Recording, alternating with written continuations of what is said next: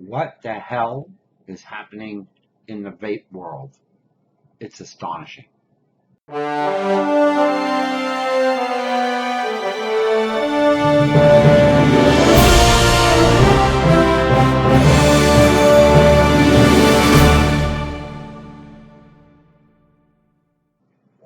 Hello, fellow vapor. Vaping newbie here. And it's been a while. I don't really buy much anymore, so I don't really have much to post. And I'm not really involved in the vaping community as much as I once was. But I placed an order, and this is going to be more of a rant. So if you're looking for an overall, but anyhow, I placed an order and I got this in today. It's called Dunkers. It's by a Canadian, Great Canadian Fog, and the owner is a buddy of mine since really I started vaping, and he started developing a line of e-juice, and I started buying it, and it's pretty damn good. I've done videos on it before. This particular one was a new one. Now, what I try to do when I'm ordering juice is try to make this circular, that I order from people that I trust. So I'm not buying from just one. It's not like I spend thousands of dollars, but I try to spread out as best possible. This came in today, and a couple of things came to mind. I posted a picture of the juices on Facebook, because I don't go on Facebook a lot anymore, so I thought I'd post pictures. And somebody came in and was talking about some of the new laws that are coming up. And Sherry, who's in New Brunswick, I believe, or at least in the Maritime, is saying that in July, a 60 milliliter bottle in Nova Scotia, so a bottle like this, which Great Canadian Fog currently charges $25 for, can be as high as $55. $55 for a 60 ml bottle of juice. This is what the governments are doing. Furthermore, she says in Alberta that they're talking about they're going to add on a 20% tax on alcohol. Well, I guess the government needed to make up money for traditional tobacco cigarettes that they're losing to the vaping community. That's just astonishing because if you think about it, we're a lot cleaner bunch. Take a look.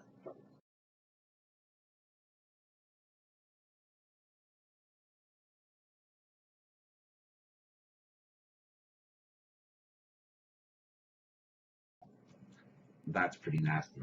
That's downtown Montreal in the course of very few populated hours in Montreal. That was probably from about 5:30 till in the evening, one evening till 7 o'clock in the morning next, when there's not very many people around, and it's the tip of the iceberg.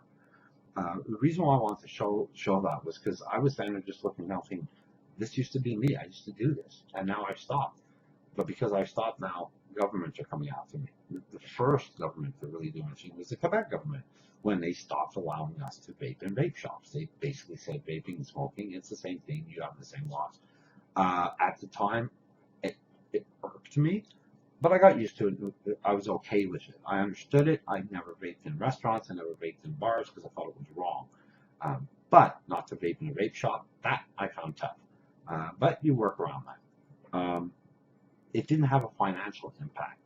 All the juices I order, for the most part, come from outside of Quebec. There are some that I do buy in Quebec. There's a place right near me called Vape King that has some nice flavors, and the beauty of it is it's on the reserve. Therefore, I can go and try them out in the shop before I buy them. And the guy that works is really, really nice. The owner is fantastic. So it's not that much of a crutch. However, turning this from a $25 bottle into a $55 bottle, I can understand the problems there. And even that little 20% tax on hardware and coils and so on and so forth that Alberta's looking at is bad. So here are my thoughts. So what is all this about?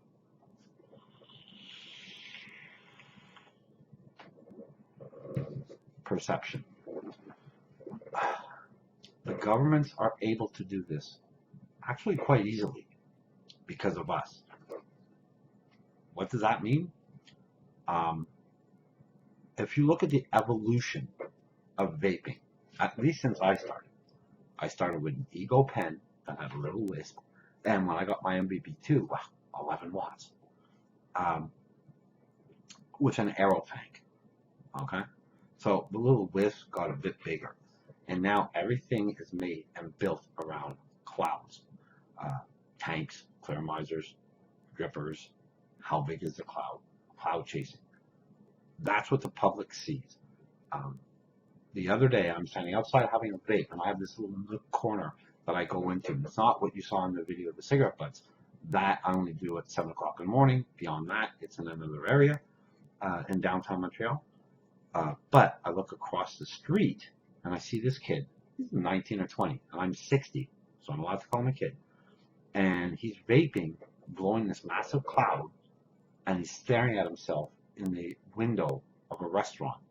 He's not staring at friends because there's nobody sitting there. He's looking at his reflection.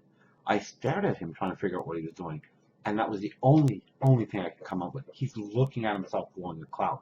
The downside to this is he's standing in the middle of a sidewalk doing it. This is a corner near McGill University. There are a lot of university grade people around.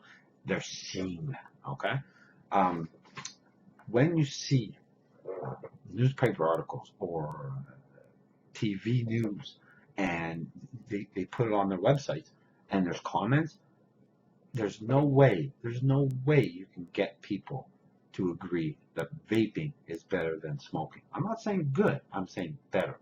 They still think that quitting cold turkey is the only way. Why? Because they're not smokers, or perhaps some of them are, and they successfully quit cold turkey. I'm not one of them. I needed this to stop smoking, okay? And it worked. For 6 years, it worked. I haven't had a cigarette since I started vaping, so it does work. The hospital in the UK that has a vape shop in it, that tells you everything right there. But no, our governments are doing what they think is best because they're losing revenue. That's a guarantee. Nobody will ever be able to argue that one off me. But they also have the public behind them. So some of that is on us. We're allowing that to happen because of these vape machines. When I'm standing on a corner waiting for a light to change, I won't vape with people around me. I check wind direction to make sure it won't offend people because I don't want them pointing and saying, see, that's the bad stuff. I'm not trying to be a holier than thou. It's just common freaking decency, which is why when Quebec changed the law and said you can't smoke in restaurants or bars, it didn't bother me because I tried not to anyhow, because it might offend somebody. Well, the chickens have come home to roost because now people are offended and they're very strongly opinionated and they drive the politicians. Then we have somebody like my dear and great friend Maria. Maria runs a vape shop in Ontario somewhere, Toronto. I think she calls it the Beaches, but I'm not sure. I've only been to one in downtown Toronto. And she is such a presence in the fight for vaping. It's astonishing, okay?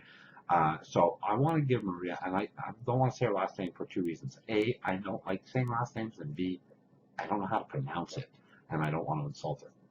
But she works damn hard at it. Yes, she owns a vape shop. She has a vested interest, but she stands there and fights. A lot of people I know that own vape shops, they get involved monetarily. Um, but then I look at organizations. A few years back, I met the members of the CVA, and I was very proud because they were fighting the fight for us. Now I see that there's another organization called VITA. So right away, you think, well, what the hell happened to the CVA? Well, we're still around. So we have two organizations. The people in VITA, I know from the CVA. So there was a break-off faction. I have to assume infighting. You're not helping us. It really doesn't help us. You're coming at this from two different directions, and I don't see how that can end well. What's that expression? United we stand, divided we fall. Boom, perfect example of that. If you think you're winning, ask the people in Nova Scotia, and then ask the people in Alberta. I'll bet you they won't agree with you, because this is very good for 25, even $35, for $55, and that's going to turn a lot of people to underground. They don't know what juice they're going. He controls it. All the places you buy your vape juice off, I hope they take the necessary precautions. Some people are saying, "Oh, just start DIY." I don't have them DIY, so I have to rely on this. So that means that my choice is either this or going back to smoking if I can't handle it without it. Okay? That sounds like it's a very personal thing, but I'll bet I'm not the only one. So get together, talk to your organizations, speak to the people who run your vape shops. If they're good vape shops, like when I'm, the ones I go to in Montreal, in Toronto, I'm always at the vape show whenever I get to Toronto. Places like that, they understand it, they teach it, they preach it, they get it.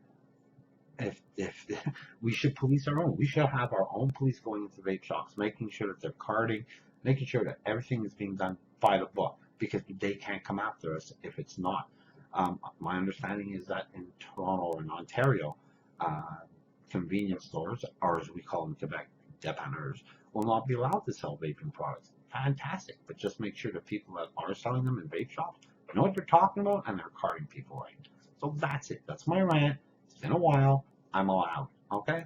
I hope you got something out of this, because I love having you over. So again, thank you, Ken. Check it out. Again, link down below. Great Canadian fog, great e-juice. You take care, stay healthy, and happy vaping. Take care, folks.